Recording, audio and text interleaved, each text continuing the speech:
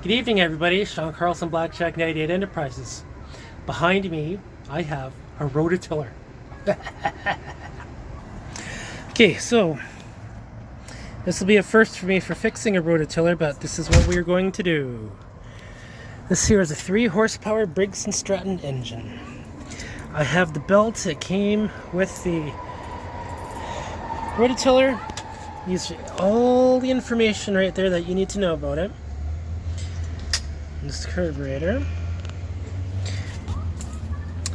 This is the first time that I'm getting a good look at it, and it resembles a lawnmower that I had fixed previously. No, it resembles the lawn edger that I had worked on for a guy.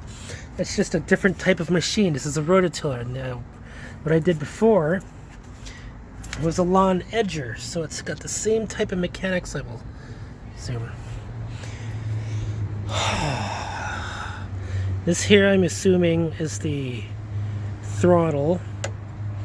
This here, actually this here might be the choke. This here might actually be the end gauge for the gear. So yeah, we got 2. So okay, well, looks like the spark plug had been Mickey Mouse before, so this is probably got to be readjusted or replaced or cleaned or something. And it looks like he put in a brand new spark plug in there. But what we will do is we will get the engine running. Now normally, whenever I work on an engine, it's always only the engine. This stuff here I usually don't work on. But on this one I particularly will, just because I have nothing better to do. This is my only other project for this week. So, ladies and gentlemen, what I will do is a complete engine teardown and rebuild, and a cleaning of everything else. You can tell that there's a whole bunch of grease and dirt and grass. This thing's probably been used several times before. We'll clean everything up. But for now, we're going to take the engine off, and it looks like it comes off right there. Right there. Ooh, it's probably going to be a hard reach to get under there. Yeah, frig, eh? Okay, so I'm going to have to figure this out. I'm going to look at it some more and then we'll get right into it. Okay, so it looks to me, it comes off with this bolt here, this bolt on both sides of the entire thing, with a 1/2 inch socket.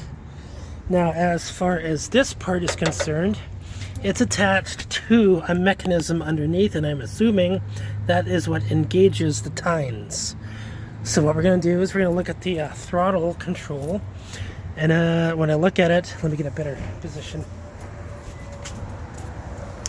When I look at it, it looks like it just comes off with a screwdriver, like a small screwdriver like this, which is really simple. Oh, looks like I could have just wrecked it right there. You know what? We might have to replace that, which is not a big deal. For some reason, it looks like it's a piece of wire. I don't know why, but we're going to look at it. If we need to replace the wire that's inside of this, we can do that. Not a big deal. But once this gets out, we're going to take these bolts out and see if we can lift it up. And it's going to our workstation right here. Okay, so we got the engine out. This here's the throttle, and I noticed that there is a little caption on there that says Wichita, Kansas. This is a Western Control. So this came all the way from the United States. It's a Briggs and Stratton engine. It's a Briggs and Stratton motor. Briggs and Stratton originally comes from the United States. This clip, which attaches to the frame, attaches the throttle to the frame, which is right there. Okay, so when we look at the bottom of the engine, we see that it was connected by one belt. Yet when we look at this here, we see that it's connected by 2 belts. So after studying this entire thing carefully, when you press this trigger, that happens. So by pressing this like that, it's engaging the belt. So the belt actually travels from here, goes to the motor, and back over. And it doesn't touch this. But the minute this gets pressed over to here, it puts some pressure onto the belt and then engages this rotary. And this is what turns the tines. Okay, now as for what the bottom belt does, I do not know, but it must have something to do with this hole. There's an entire configuration in this area here which I don't see and I don't have, but I'll have to research later. But as you can tell, it's kind of greasy, so we have to clean this all up later with a grease cleaner. And when we look at the engine, it looks like the throttle is all the way back there. This might be the choke of some sort. It's probably an old one. That wiring looks very worn out and bent. This is going to have to come out and be replaced. I don't trust that at all whatsoever.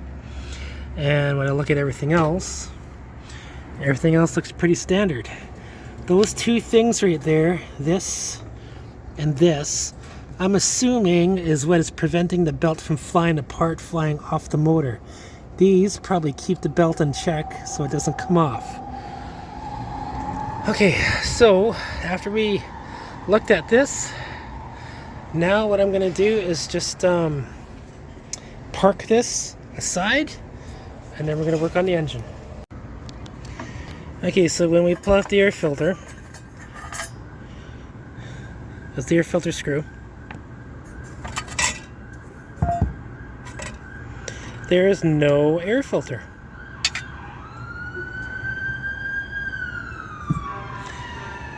But we have a better look at the carburetor and springs and components.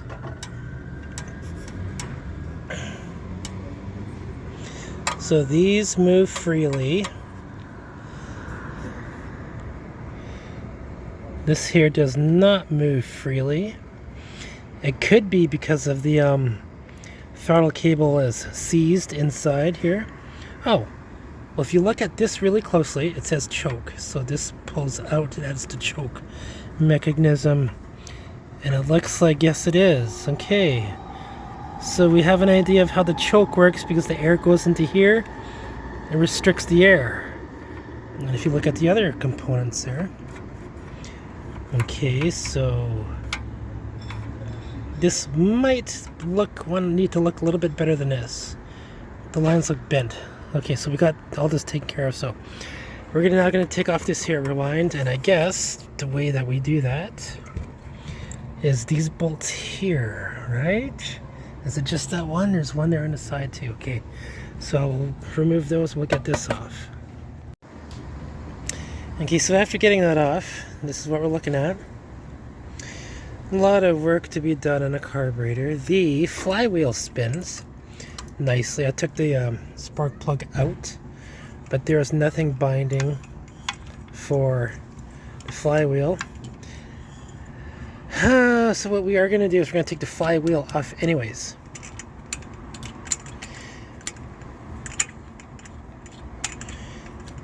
If this almost feels like it's stuck. We'll analyze that later. What we will do is we'll take this off. We'll take the cover off here to expose the valves. This part here, the actual rewind, was very stuck. This is not loose at all whatsoever. I mean, like, I have a hard time freaking getting it.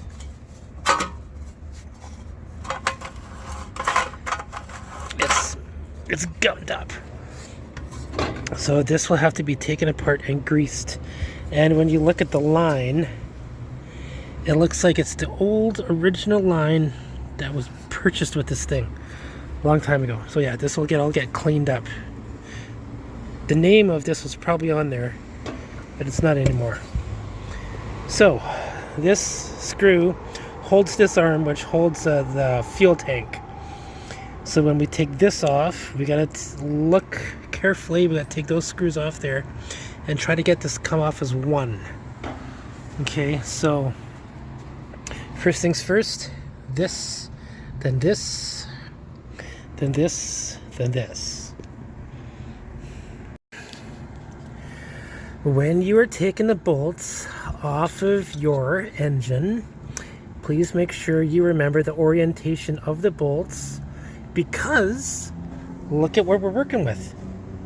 Do you know which bolt goes where? Probably not. And you probably would fight with it, because here we got small, tall, small, small, small, tall, tall, small.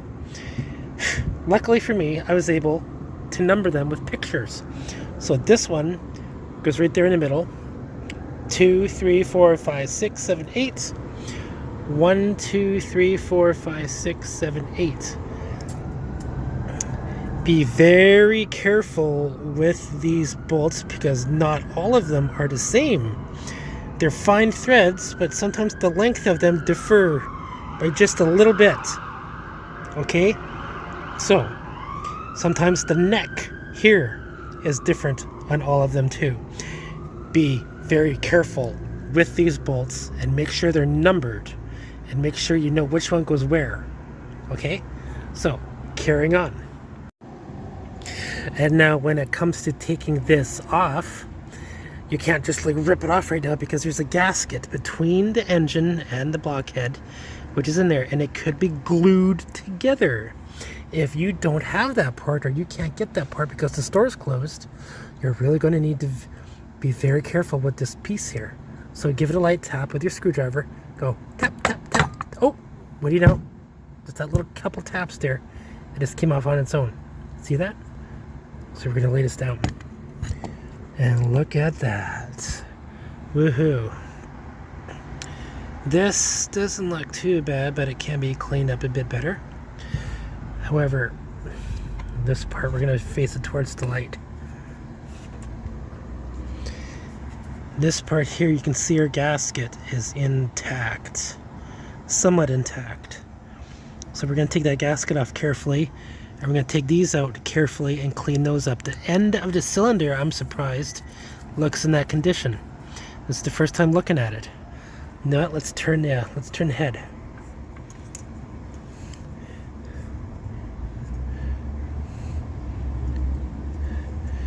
Okay, so I'm going to stick my finger in there and I'm going to check the walls out. The walls feel like there's no scratches, there's no scoring, there's no nothing. When I'm doing this, I am not feeling any bumps or whatever. So if the cylinder is good, the piston is good too. Okay? We're just making that assumption. We don't know that yet. There's other areas that we can look at the piston from the sides. Right now, we're going to take this off. Okay, this carburetor and fuel tank is almost coming off. Just wanted to point out, this screw is a small one. This screw is a medium long one, and this one is a very long one. Okay, now this wire right here also needs to come off, and that connection is right there. So you got to pull that wire, pull this tab back in order to pull this wire out, and the fuel tank needs to come off. And that wire, or that screw, comes off too when the cover of this comes off. Then this can be pulled aside.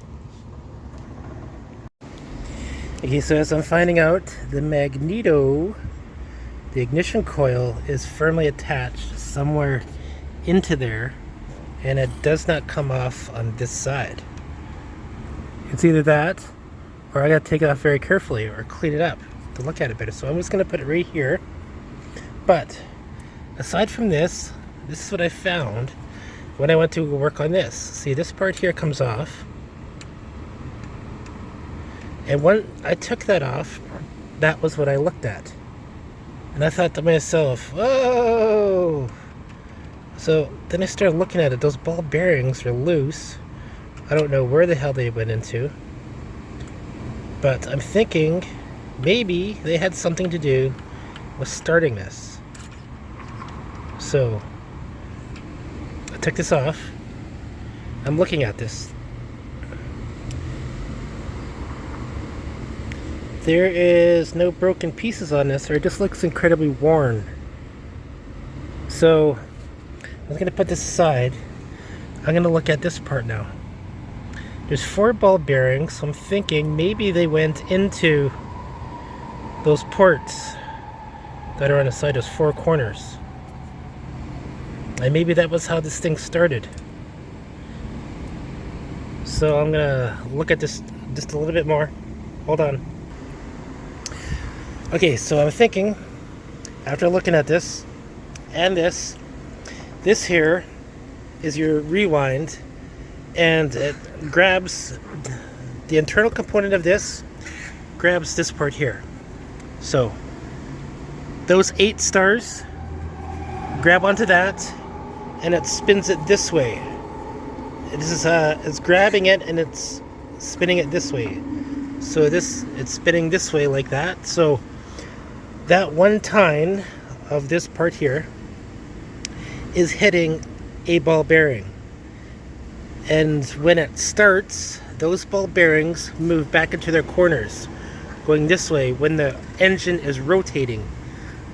So that is what I am seeing about that. So once this is done grabbing it, this is started, those balls shoot back into their little holes, and then when you shut it off, one of them comes out again, and then you can grab it. Okay, so that's what I'm thinking this works. So that's how those ball bearings play a role in starting this engine with this rewind. So we're going to continue taking this apart. Okay, so I'm about ready to take the flywheel off, and as I was putting these on here, I was looking for the grab points, and there's a grab point. I would say that's a grab point, but you know, it didn't have that on the other side. However, when I was looking at this, I could tell that there were some heavy dents that are in there, and I thought, holy crap, this must have been a part before. So somebody has had this apart before, and they went and beat the shit out of it just to get it off. So I'm not the only one. So anyhow, what we're gonna do is we're gonna take a hammer, we're just gonna give it a tap.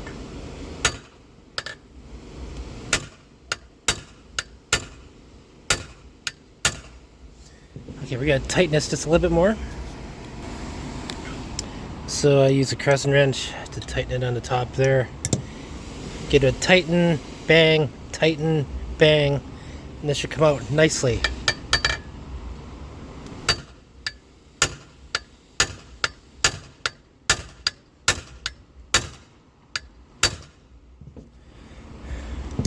Okay, I'll do it again. Okay, now I've got it super tight. I used a crescent wrench and an actual socket. Here you go, tip tap, because we don't want this to fly off and start damaging things.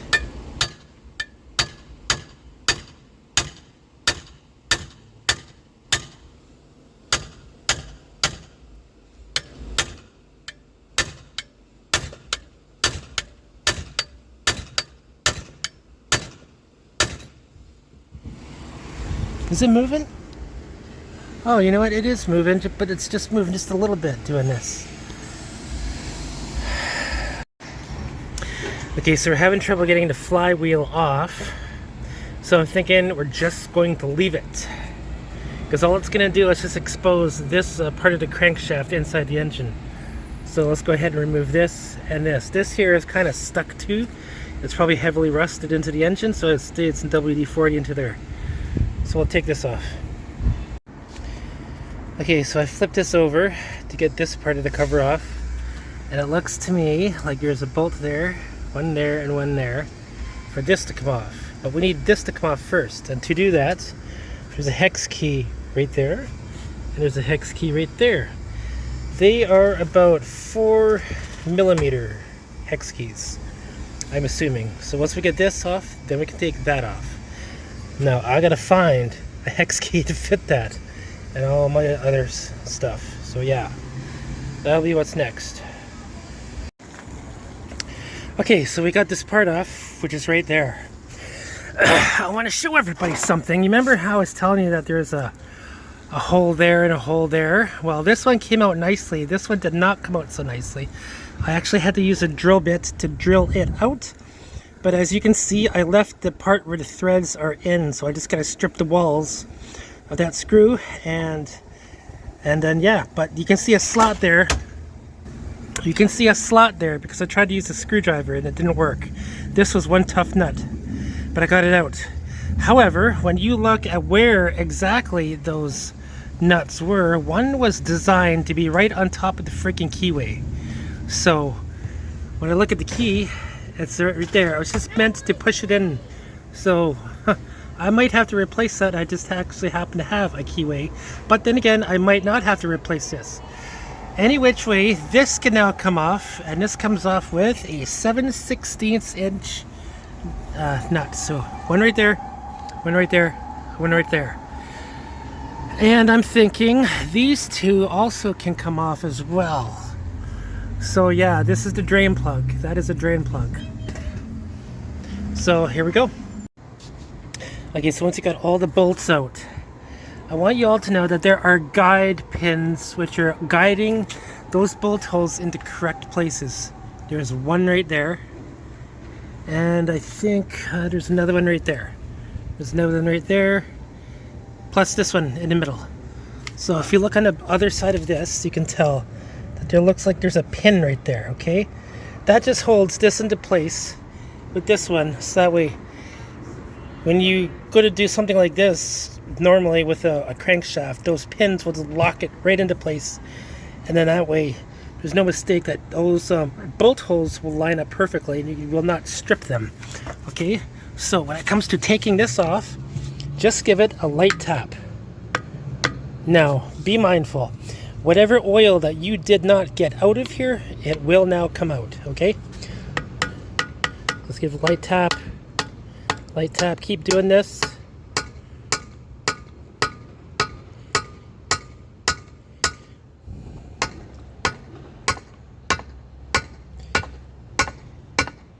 And it's starting to come out now, okay? Whatever you do, don't take the end of your screwdriver, stick it into there, and then start tweaking it. The reason why is because there's a gasket that's probably in there, and actually yes there is. I can see a tiny little gasket. If you do that, you will break the gasket, creating an air gap, and now in this particular space there will be an oil leak. Okay, so never take your screwdriver and wedge out two pieces because of the material that is used to make this. Okay, so I'm going to keep on doing this. I'm going to take this out and put it right there. Okay, here we have it. That part is now off. The muffler is still, I really gotta work that off. But until then, we got this part off. So this is the bottom. The bottom of this is sitting just as it is, where the gravity is this way. And so for this one, the gravity is coming out, okay?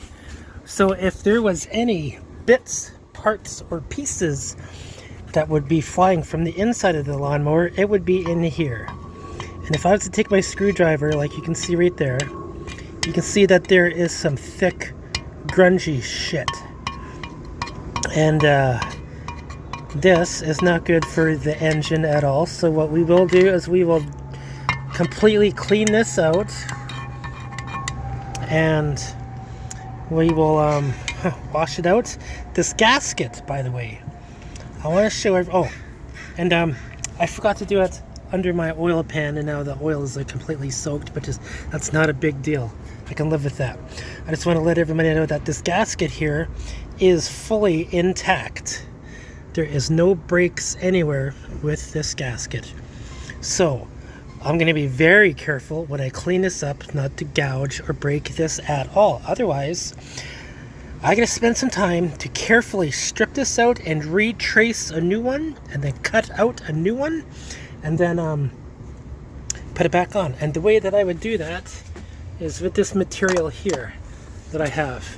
This is a roll of material that you can get from Canadian Tire or whatnot, and it is specifically meant for redoing a gasket. So I use that sometimes, and I have used it before on previous engines. So let's look at this part now. This looks like this splash here. This is what connects to this part here. Splashes the oil up and down to catch the gears in there. But you know what we're going to do? We're going to take this off and put it right there. And we're going to look at the timing. We're going to make sure that the timing is correct on this machine. So the way that we do that, I'm assuming it has to do with that line. If you can see a line right there, that looks like it's a timing line at the end of the tooth, and it looks like it matches up with this one at the end of this tooth. So I hope that's correct. If that's not correct, then it's going to be this one. But what we're going to do is we're going to turn the flywheel And we're gonna figure it out. Okay, now of course I can't do everything with two hands. Okay, hold on. Okay, there we go. So yes, it looks to me like those two marks line up. Okay, so the timing on this has been correct. This part here can come out, and this is the thingamabob, which pushes the frig, my brain is fried right now. The valves. This is like you can pull this out, and it causes. Oh, if you pull that out, yeah, you should be able to.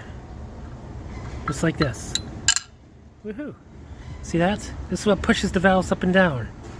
And what was that? That was one of the tappets. Okay, and those tappets come out. So yeah, those should be the same size. We're going to take the other one out too. And we're going to look at that, the orientation. This one's the exhaust. This one's the intake. And if we were to put them on a flat surface, you can see that they're the same size. Yeah, there's nothing special about those two. And if we were to look at the bottom of them, they look pretty good. Not bad.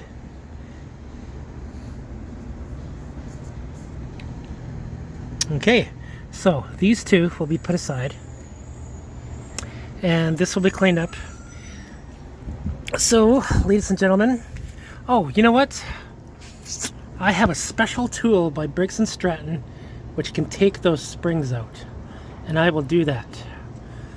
But ladies and gentlemen, this can now be entirely cleaned up. All the oil, the gunk, the freaking debris, everything.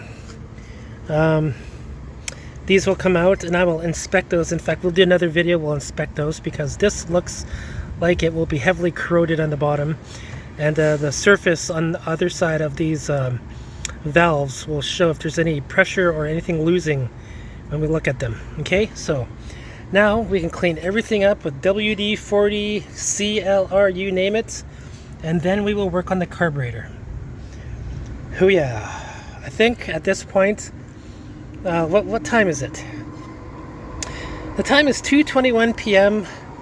I'm gonna go to Toby's liquor store and I'm gonna go get myself a friggin' drink. Okay, everybody, we have pieces. The engine is apart except for the muffler. This is like fried right on there. I could not get this off, even with the jaws of life of me. So, not a big deal. All these parts have been cleaned out, except this part here. I still got to work on this part, but it's not a big deal. The air filter housing has been cleaned out. All these got to soak now. It's a cleaning fluid, not a big deal, but all these have been wiped up. The magneto is a little bit different. It looks like this is the original parts that came with this way back in 1975, or wherever the hell that this was made. There is a possibility that this might need to be replaced, but there is a way of testing it. The tappets have been cleaned. This has been cleaned. You remember me talking about those gaskets? These actually came off pretty nicely. So we're going to use them again and put them on. And when we do, on both sides of both gaskets, we're going to do a little touch, like a finger touch, and just smear it with grease on both sides, so that way they create that airtight seal between the two metal surfaces. Okay, we still have yet to work on the carburetor, in which we will, but we're going to analyze the inside of the piston. And as you can tell, that is real super freaking clean. That is so unbelievably non-scratched. Just faint lines, but not a whole lot. Which tells me this is a good piston. What we can do once we're done everything is we're going to do a compression check. But these here are the valves. Springs are clean. These was actually a pain in the, because there's two little pieces sometimes that go on there, but this is not the case. This is how that fits in. It goes into there. Anyways, it's one of those things that fit onto there without the two little pieces. So let's look at the valves now. This here is this one, and as you can tell on the bottom of it, it looks pretty good. So what we're gonna do anyways, we're still gonna clean it. I think that's the, oh, it tells you right on the top, actually. Oh, it doesn't. Sometimes there's little initials on there that tell you where it is, but that's the intake. This here's the exhaust. There's crud on this one, which creates gaps, creates less compression. So yeah, this will be cleaned out. If any of you are wondering what it is that I would use to clean these out, it's Easy Off Oven Cleaner. They are easy off, especially meant to clean your oven, which is this crap stuff here, burnt oil, burnt whatever, grease. So I'll be spraying that onto here and into those ports and just flushing it out. And after that, then we're going to clean it up. I'm going to flip this over so we can get a look at the block. Inside of the block was cleaned. There's no problems with it. Now, because of the fact that there's nothing wrong with the piston, therefore, we're not going to mess around with the piston and take it out, or the crank. The crank is actually in there pretty good. When I shake it around and wiggle it, there's hardly any play on the other side of the bearing. Okay, now what I want to talk about is the flywheel. I'm going to show you guys something here. Okay, you see those marks right there? Somebody tried to beat the shit out of this with a hammer or something a long time ago, and that's what those dents are right there. So I still cannot get this off, even when I was using brute force. So I'm thinking maybe whoever put this on there, maybe they did get it off. And maybe they put it on there just so it wouldn't come off again, or maybe it's just rusted onto there. Same thing with this here. I actually applied heat to it to get it to twist off, and it wouldn't twist off. Maybe I can still get it. I'll work on it some more, but if I put too much pressure on this part, I may actually snap it, and this might not be a part that I can buy online anywhere. So we're going to be very delicate taking this off again. But aside from that, all the ports, these look a little bit dirty. Once I get those cleaned up, I'll put some grease on the shafts here, replace them in, cover these in grease, and put them back in. But then, yeah, everything has been nicely cleaned. And what we're going to do now is just clean these up, put them back in, clean those out, and then put everything together slowly. Okay? And we're going to let those soak. Let me show everybody. You see this? If any of you know where those nuts and bolts go, I will let you do it, but I know where they go because I took pictures. What I do in this case is I soak them in CLR, and they come out nice and spotless. I just gotta wipe them out. Okay, so I'll just put this back over here, and then we will slowly put this back together, and then when it comes to the carburetor, we will work on that. Alright, so now comes the time where I'm going to put these two together. And before I do that, I had went and used this grease, and I coated it on the gears all around this gear.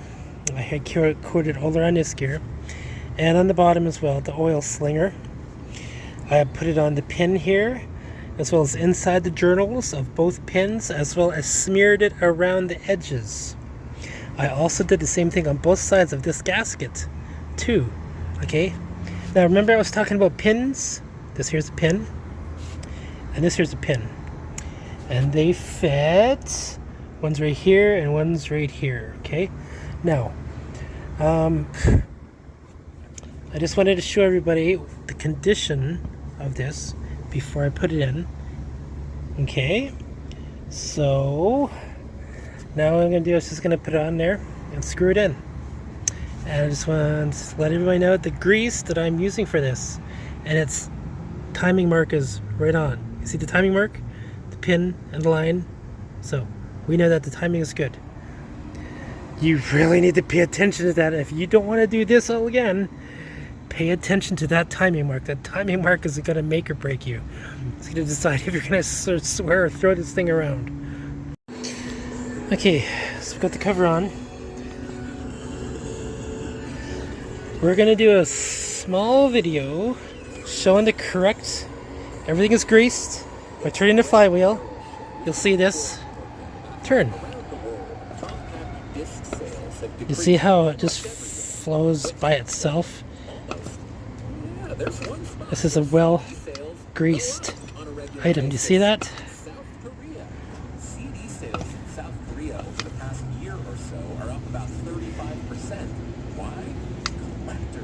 Specifically fans of K-pop. They buy every edition of We can even do it the other way. multiple CDs because the belief is you're not a true fan unless you own all versions. It's expected that records. So there we go. I just wanted to show that to everybody, to show that everything here is very well moving. The components are not stuck in any way, shape, or form. Okay, so the same thing again with the grease on both sides of the metal surfaces, plus both sides of the gaskets. We do that to ensure a nice airtight seal for the cylinder head. Okay, so now we're working on the carburetor. It is 10:30 Thursday morning, and the engine is somewhat put together. I just got to work on the carburetor and the rewind, but right now we're going to work on the carburetor. Hoo-yah! Okay, so in order to take the carburetor off the gas tank, there's two flathead screws. One is right there, and the other is right there. But there's a crosshead screw right there which disconnects this part. I'm pretty sure that disconnects the entire thing. But once we get this off, then we have the gas tank. There's going to be an open hole there, plus the lid. So if we're going to work on the gas tank, I would highly suggest emptying it like I did, and then taking a paper towel and just stuffing it in there. What this will do, this will absorb any liquids and juices that are in the gas tank, and will reduce the amount of explosion or fumes or noxious fumes or what the hell ever. Okay? So now we're going to go through the parts here. As we found out that this is the choke, right? So when you look in there, this is the air intake. What choke means is it restricts the air, and you get nothing but fuel. And the fuel goes into this tube here. So when it's this gas tank, the fuel is going through this tube from the gas tank, or that's a blower tube. It's actually being sucked up. So if you look down here, you can see that this is choke open, or this is choke closed. This is wide open. Okay, so right there it's restricting the air. This is wide open. Okay, so this is choking it. This is making it run. It's letting the air in. This here is the throttle valve, and this is the choke lever, which attaches to the cable. This is the idle jet screw. Ooh, and what do you know? I just noticed this now. See right at the tip there, there's a brake. On this side is the metering valve side, which pumps the gas to and from the cylinder from the gas tank.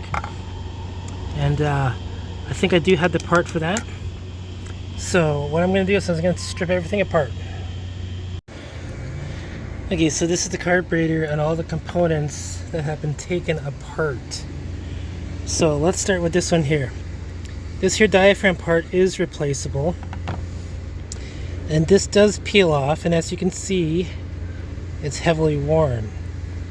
So what I went and did was I went and ordered a brand new part from Amazon, which will be here tomorrow around whenever. Okay, so it's heavily worn. It's very weak, limp, and maybe you could use it. You know, maybe you could put it back into shape, but I don't think so. So yeah, these things are replaceable. This is the spring and the cover, which goes on top of that. Do not lose these springs. Make sure you remember the orientation of them. This jet was right there.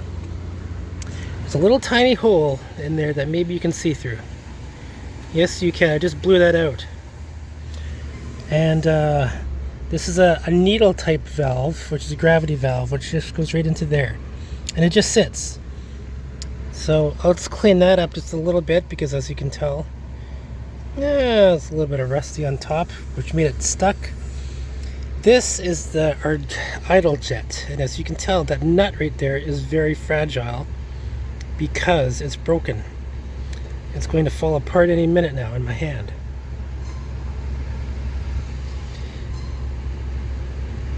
There is a possibility that maybe I can find another nut, but yeah, it's heavily broken.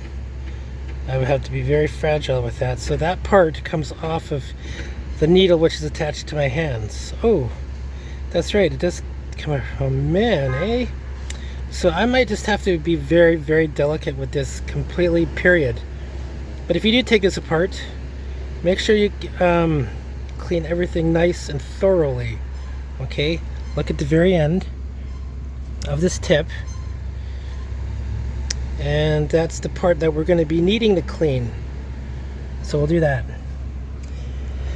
Now the gas tank, I got a paper towel into here, one into here, and one into here. And a lot of you are probably swearing at me up and down, telling me that it's just a wick for a candle, and I just made a bomb, and it's going to explode, and oh my gosh. But we're going to clean the gas tank inside and out and check for leaks. But there was no leaks to begin with when we were handling it, so I don't have to worry about leaks. Those 3 holes in the top are ventilation plugs for the gas tank when it expands and contracts. Let's look at the carburetor.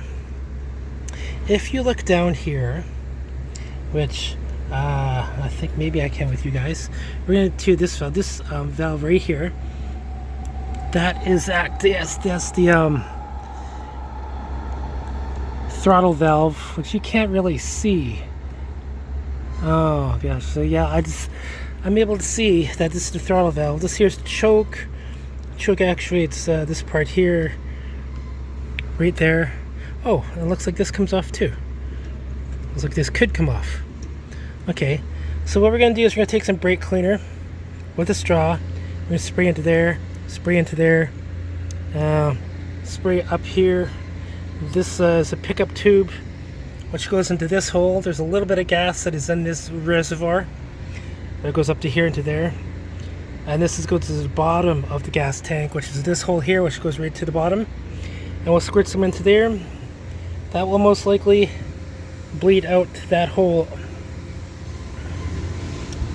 This will most likely come out that hole and then go into that hole through this here. Okay, so we're going to clean this out completely with fluid at all the ports, and then we're going to put it back together. And when I get this part, I will replace it right away. It's easy access. You can easily access it on the side of the rotatiller if you wanted to. But you don't want to know, ladies and gentlemen, this carburetor seems to be more effective and reliable than the small carburetors, small box carburetors with 2 butterfly valves. I've seen more success with these than any other carburetor. That's just my opinion. I don't know what you think about that, but I'm going to clean these all up and put it back together. Okay, so if everybody remembers me in my previous videos talking about gaskets, this here is a surface which connects directly to the cylinder, the carburetor. Fuel goes into here, air goes into here, comes through this tube out here, and goes right there against that surface. Now this flat surface and this flat surface need a gasket. This was the gasket that I peeled off, and I did it very carefully with an X-Acto knife. Now, if there was a problem with this not starting properly, this gasket will have been the cause. So, you see right here where there's a rip. What this tells me is that somebody has had this off before, after this was placed brand new onto the carburetor. Or maybe this is the original gasket that they didn't bother to replace properly, And this is the area where the air would have gotten through, and the fuel would have gotten through from those two ports.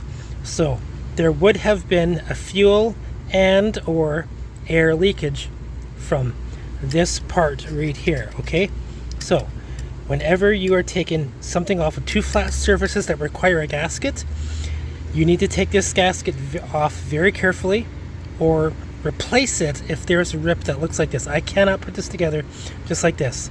There needs to be an airtight seal from here to the cylinder. So now I'm going to trace a new one and put it onto here.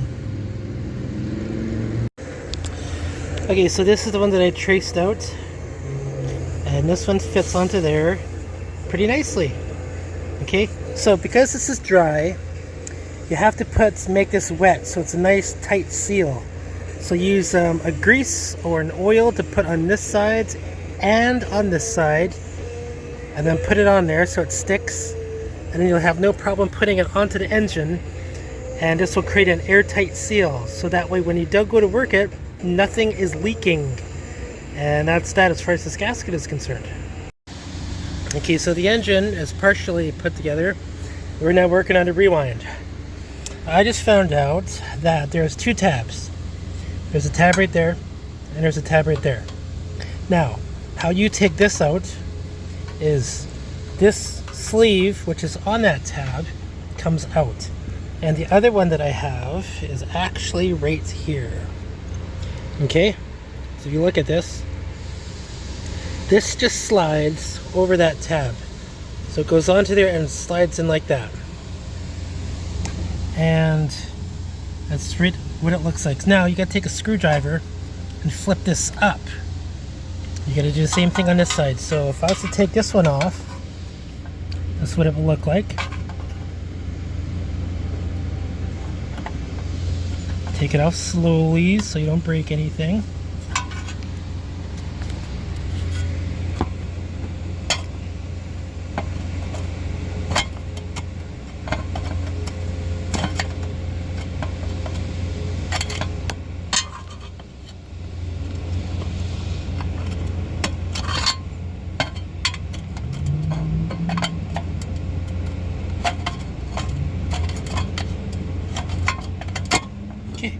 Now, that's off.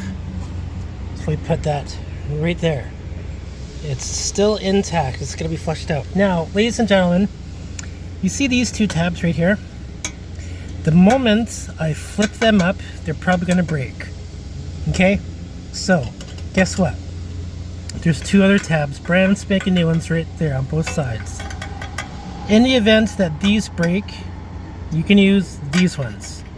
So, after taking those out, what this tells me is this has never been done before. So therefore, this just might work, but then again it might not. So what I'm gonna do is I'm gonna flip these up slowly and carefully, and then I'm gonna take out this rewind. This is the components that make up the rewind.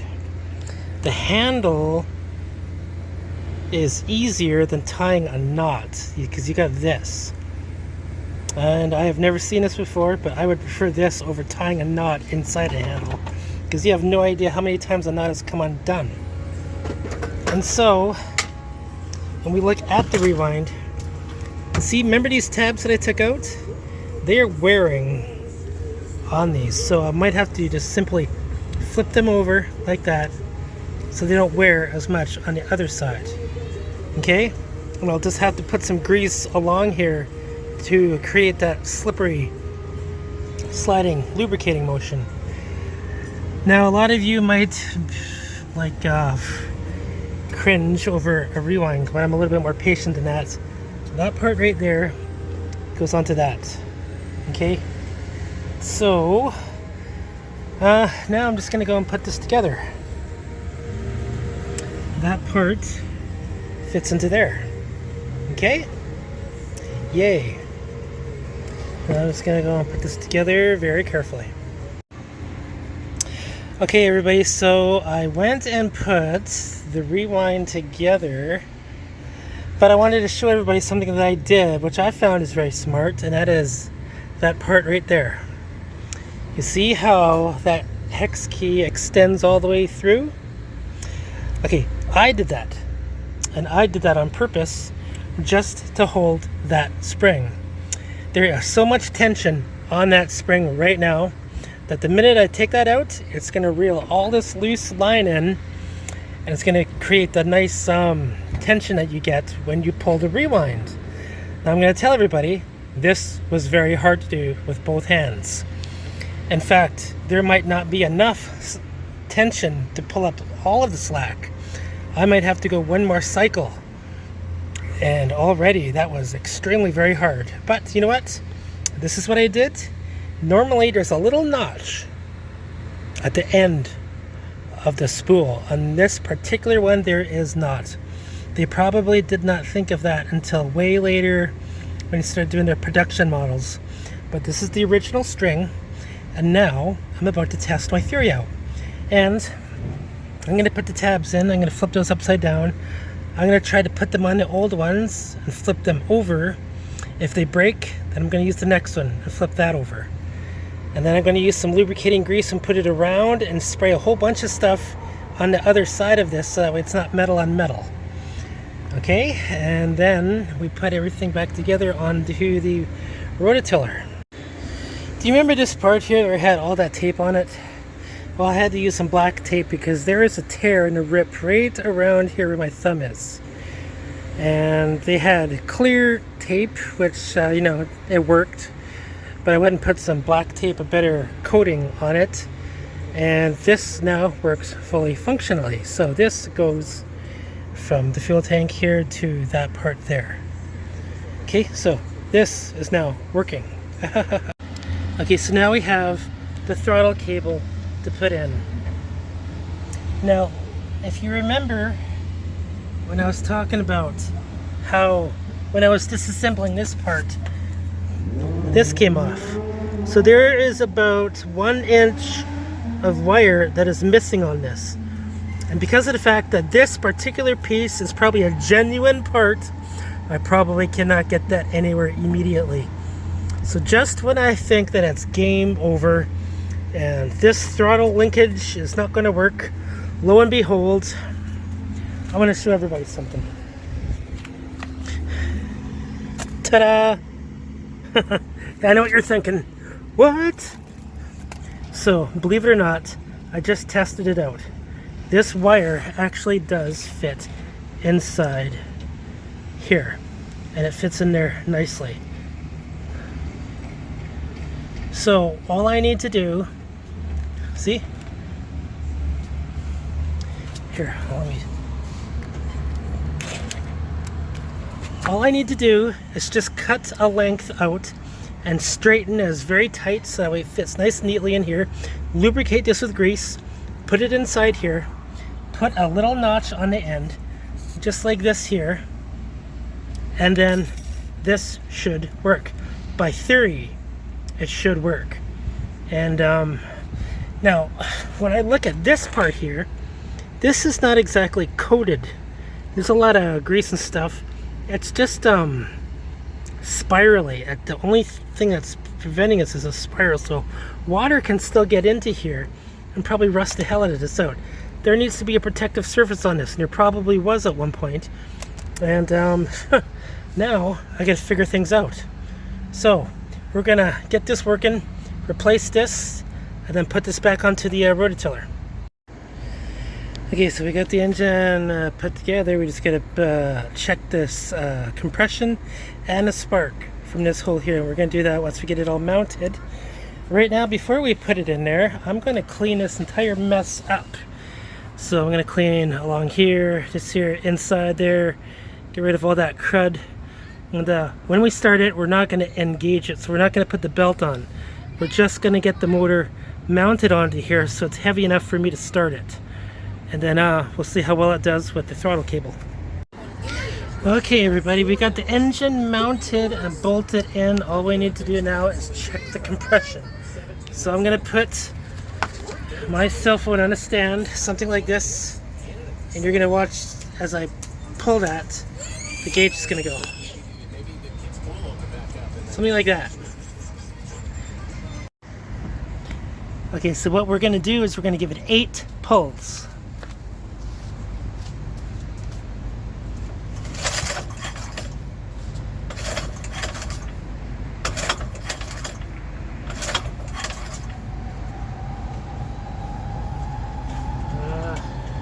The rewind isn't working too good.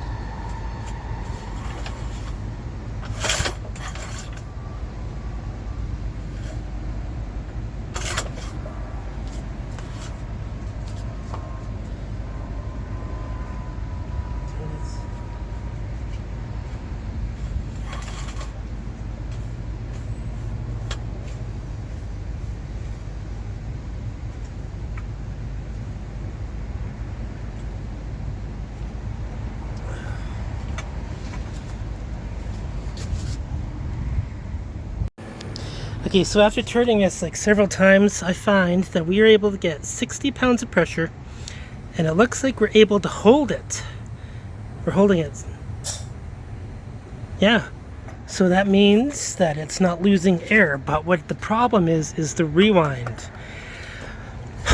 This rewind is so seized and stuck and probably bent. I gotta take it off again, and I gotta look at the top part here, because I'm pretty sure I gotta do another spool just to create the tension to suck this all the way back in. If any of you want to see what it looks like when I pull it, okay, this is what it looks like. It doesn't reel back in. And I have to put it in something like this. So it does sound like there is metal on metal. And technically it should not be. So what I'm going to need to do is I'm going to need to adjust this entire unit so that way it fits properly. And yeah, I'm going to mess around with that for a bit. Okay, so the reason why the rewind was not working was because this was stuck. Now, what I was trying to do with the jaw puller, was I had it pinned into there, and I had the hooks underneath the flywheel. And I was taking a hammer, and you seen me banging it, right? Unfortunately, as a result of banging the center punch in there, it expanded the metal around here, which made this difficult to friggin' turn, and it's supposed to turn freely. So I took some sandpaper, some 120 grit sandpaper, sanded all around this nib here, and I cleaned out the middle of there with sandpaper too. And now it just slides right in, and it's supposed to spin freely like that. Before, it was not spinning freely. So now I'm going to put this entire thing back together, and I'm pretty sure the rewind is going to work now. What I'm going to do is I'm going to put some grease into between these surfaces, put the ball bearings back in, and then we're going to do it one more time. Okay, everybody. The throttle thing is somewhat in place. It's hooked up to the carburetor. Everything is hooked up, and I had a spark plug checker from here to here. This engine has 60 psi compression, and it stays at that way, and it doesn't lose air. So that means their valves are good. This thing here, the rewind, this is so tough. Remember that those bearings that I was showing you? Well, sometimes they do catch and sometimes they don't catch.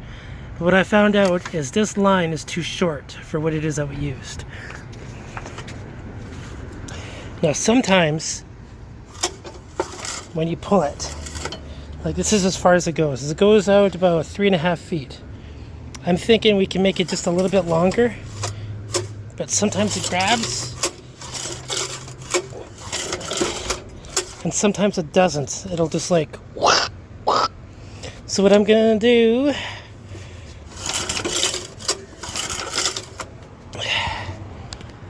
is get a new magneto, the ignition coil on this thing. This needs a new ignition coil, which means this thing here. There was a break in the wire which I tried to Mickey Mouse put it together, but even then I don't think it would have worked. It's a very, very old one, and I got to replace this. The parts that I have tomorrow are going to go into here like I was showing you earlier. But yes, ladies and gentlemen, this is it. This is as far as I go. So in order to replace an ignition coil, we take this off, and we take the magneto off with 2 bolts. And you know what? Unfortunately, there is a friggin' wire that goes directly under the flywheel. And I gotta figure out how to take that flywheel off without damaging it, because everybody else, somebody before this, tried to take this apart and smash the shit out of that. So now I gotta try to take that off to get the wiring out for the magneto. It's a very complicated wiring that you had seen. So, having said all that, everybody, I gotta order some parts to make this work. And as far as this throttle is concerned, I'm gonna get a better nut and bolt system to attach these to the handle here. So it's just a little bit better, more aesthetic. And yeah, so